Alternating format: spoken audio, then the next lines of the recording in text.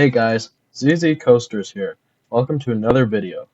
You've heard of Cedar Point, America's roller coaster capital of the world.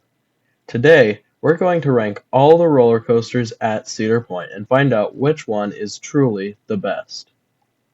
Let's jump right into it.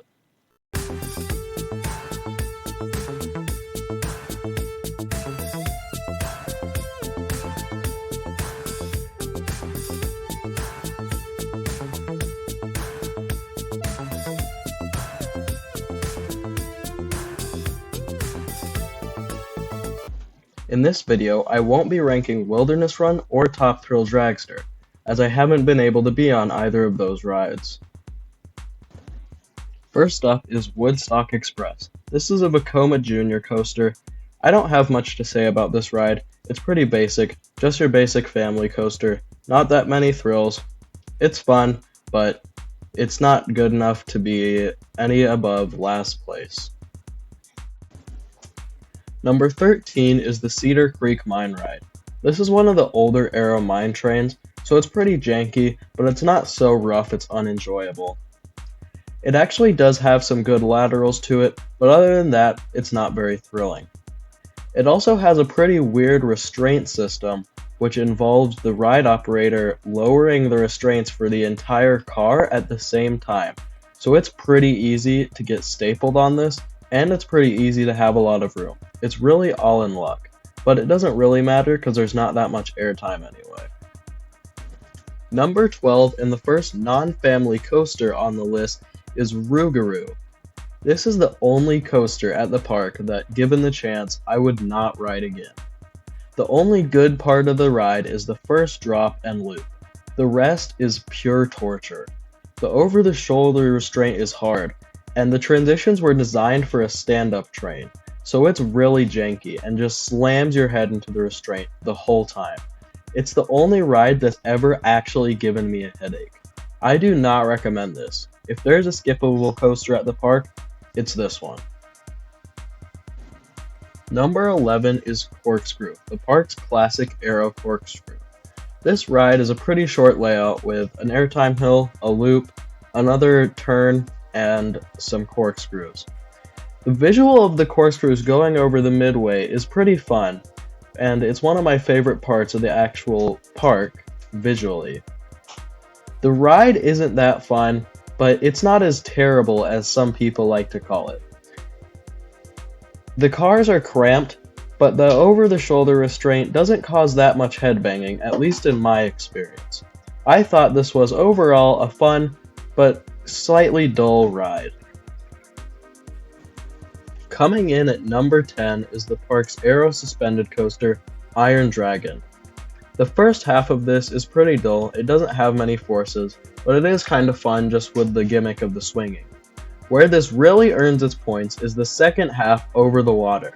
This actually has some good forces, and the visual of going over the water is super cool. This is actually a really fun ride.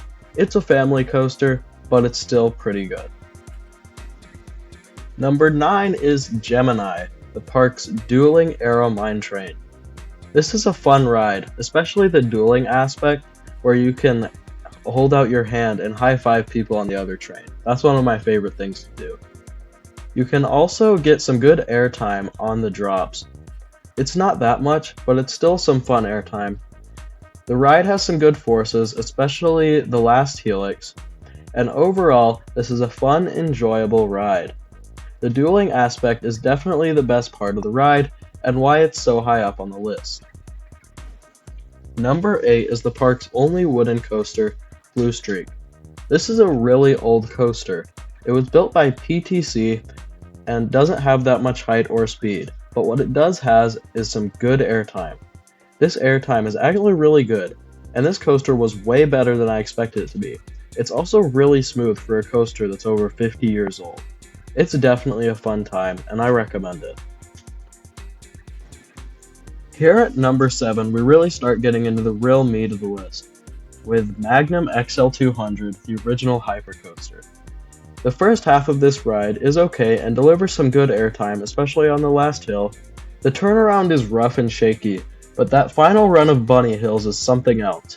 If you ride in row number 3, which is the last car of the front seat, this final row of bunny hills will be throwing you out of your seat. I rode in that row twice, and it was the craziest airtime experience I've ever had on any coaster. However, the coaster is too rough, especially on the turnaround, to be placed any higher on the list, although it is still a good time. Number 6 is Raptor. This is a good old school B&M invert.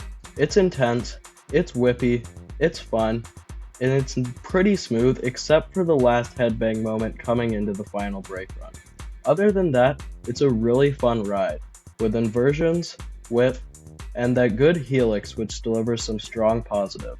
Overall, it's a fun ride, and right now, my number 1 B&M invert. Number 5 is Valravn. This is a B&M dive coaster, and it's over 200 feet tall, which makes that first vertical drop even better. You're out of your seat for the whole vertical section, and then you have some good positives coming out of it and into the first amusement. Then, you're on the brake run, and the second drop is even better than the first, I think, as it actually gives some ejector over the top of it. The airtime hill is fun, but not that much airtime, and the best part of the ride is that 0G roll, which gives so much awesome hang time. This is overall a really fun ride. I definitely recommend it when you head to the park. Number 4 is Gatekeeper. This is a really fun wing coaster, especially that first drop. In the front, it gives some great hang time, and in the back, it has some good whip. The rest of the ride is fun, but the best part of it is how you're sitting right on the side of the track with nothing above or under you. This is the closest feeling to flight that you'll get on a roller coaster at Cedar Point. It's really a fun ride with a good layout, and the near-miss elements are really fun as well. This is definitely one of the best rides at Cedar Point. Kicking off our top 3 is the original Giga Coaster, Millennium Force. This ride has some awesome moments, especially the first drop. You're out of your seat the whole way down until you hit the pullout, and then that pullout is a definite gray out moment, especially going into that first overbank turn. The overbank turns over Cedar Point are very fun and just really cool as they give a great view of the forest on the edge of Cedar Point. The turns in the tunnels are really fun as well, and the airtime hills give some great airtime. I think this is the best Giga Coaster in Ohio, beating out Orion at Kings Island. Leave a comment below on your opinion on that matter. And at number 2, we have the first of the Frontier Town 1-2 punch, Maverick. This is the first Intamin Blitz. It's really fun. The first launch isn't that forceful, but the first drop is something else. It's the best first drop on any coaster that I've ridden so far. It's definitely an awesome ride, with positives, airtime, laterals, all sorts of different things. The second launch is definitely one of the best moments of the ride, and that finale over the water is really fun too. And you knew it was coming. At number 1, we have Steel Vengeance. This is an awesome ride. It's number 1 in the park, and currently my number 1 in the world. It's a great ride, with every element seeming to give some sort of airtime, positives, intensity, or some other sort of awesome coaster sensation. It's an epic ride with lots of good elements. It's got length, airtime, and is the best ride at this park. My favorite element is the double up. Leave a comment below with your favorite element on this coaster. Thanks for watching another video from ZZ Coasters. If you enjoyed the video, please remember to like, subscribe, comment, and share the video with your friends. Leave a comment sharing your Cedar Point opinions and what your favorite coaster is in the park. Thanks for watching, and have a great day.